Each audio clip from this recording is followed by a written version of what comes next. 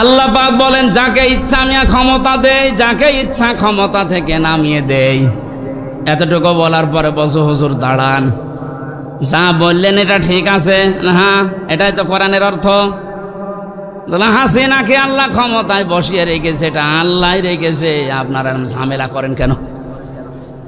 কোথায় টান দিয়েছে দিকেছে, কত বড় মুফাসসির।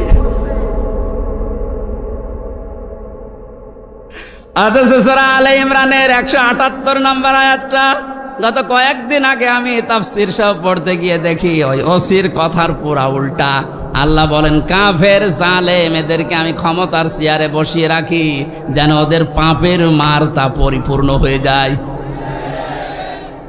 পাপ যখন একেবারে পরিপূর্ণ হয়ে যায়, তখন আর ভালো হওয়ার নিয়ত থাকলে ওরে আমি আর সুযোগ দেই না, যেমন ফেরাউনকে দেইনি।